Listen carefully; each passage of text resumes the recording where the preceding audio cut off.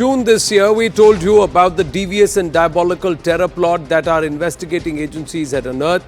And today, via an intel source that's revealed to News18, that Delhi was also on the terror radar.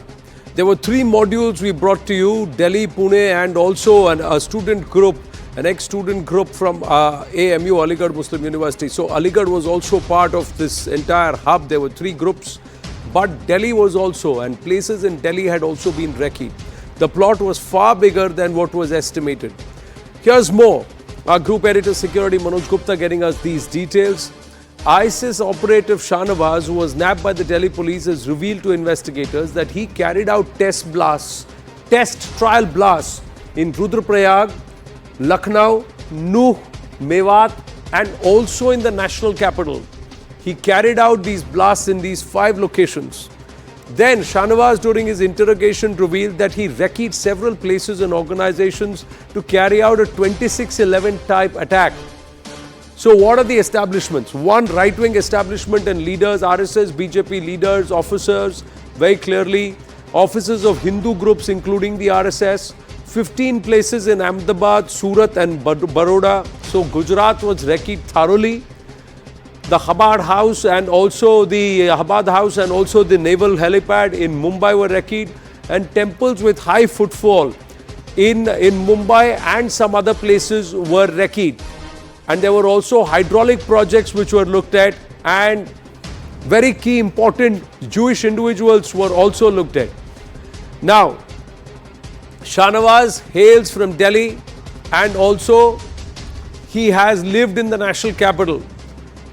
He did his engineering from NIT Nagpur, frequently visited Delhi to meet his kin, attended Dars where he met Rizwan, slowly got radicalized during these meets, and the key link between Delhi and Pune module. And here's the reason why he was the most wanted, because he was the one tasked to form terror camps all across India. He was the one who possessed the expertise in crafting IEDs, incriminating documents from him have been recovered, chemicals in liquid form have been recovered, and he believed Kafirs must not be spared. This is the ISIS ideology. Sushant, Sareen and Abhijit Iyer Mitra with me. Sir, are you inclined to draw parallels, and are you inclined to think that were some attacks going to be coordinated? The moment Jewish entities start getting identified on Indian soil, there seems to be a thought continuum. Sushant, Sareen. Yeah, Anand, again, nothing new out here, because I've always maintained that you pick up the jihadist groups from, the islands of Philippines to the deserts of Morocco, and there is a common strand of ideology which ties all of them together. And it's the same hate-filled propaganda with some minor nuances, minor changes, some local flavor thrown in here and there. But the basic jihadist philosophy and ideology is the same. It cuts across different sects. It cuts across different schools of theology within particular sects. And it's the same thing otherwise. So I think I'm not surprised by any of these revelations. What were the targets this guy was picking? What were the kind of actions this guy carried out? And what he believed in. These guys actually believe in the kind of stuff which you are reporting. And again, nothing new out here, nothing novel. It's been there for the last, I don't know how many years now, decades now. In fact, centuries, if you really want to get down to it. Right, so there's nothing new to watch out here. I think what this particular case only highlights is the need for eternal vigilance. That you can't lower your guard. But the most unfortunate part of it, Anand, is that it's been one of the urban myths or legends that terrorism is breeded by poverty or by lack of education. That if you educate people, things will work out. And there are so many instances of us coming across people who have been apprehended on charges of terrorism, who are very highly educated, who come from very reasonably well-off families, families like yours and mine, and should have ideally no reason to resort to terrorism, because all the doors are open for them. They get Correct. employed in big companies, they get employed in government, there's no dearth of employment, they are successful businessmen if they want to be.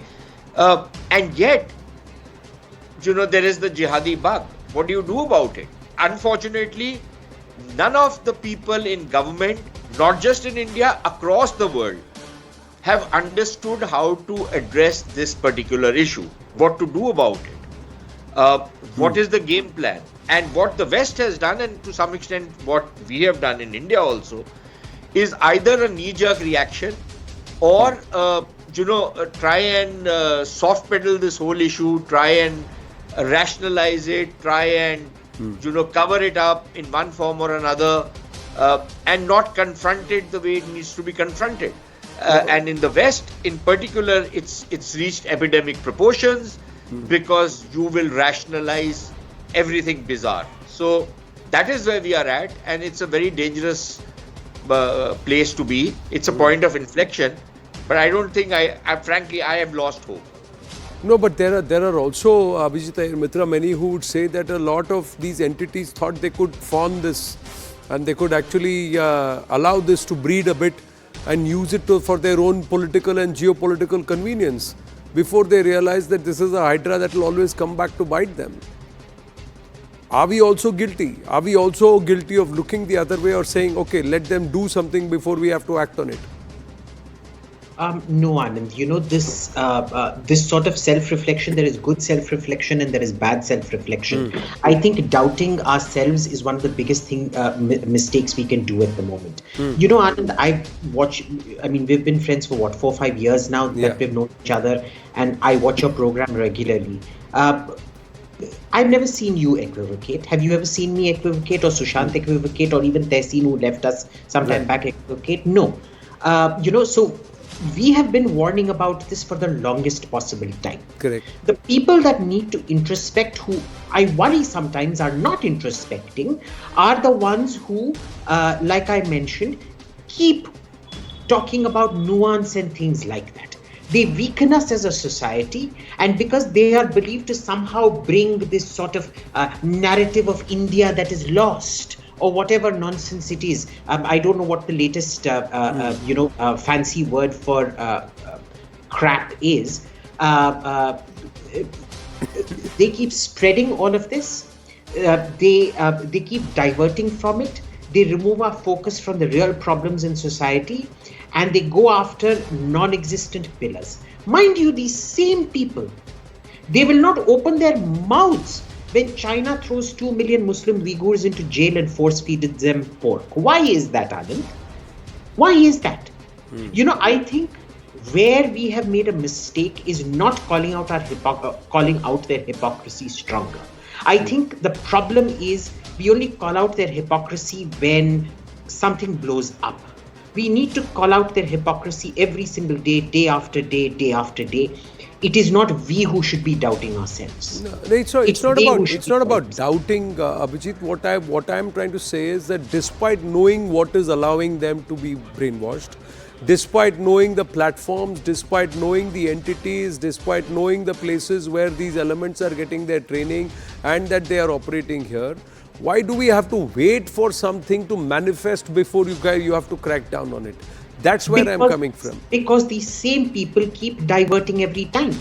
Everything becomes a human rights violation when they say so. It becomes rising fascism when they say so. It becomes majoritarianism, bigotry, Islamophobia when they say so.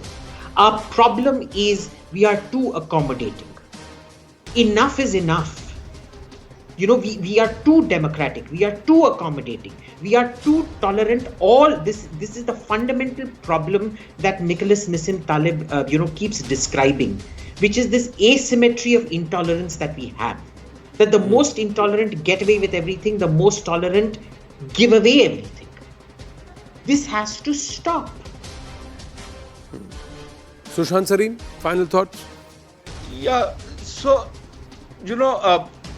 Abhijit is right that this is not the time to show despondency, and I'm not being despondent, but when I say I've lost hope, the reason for that is that, look, this is not a new problem.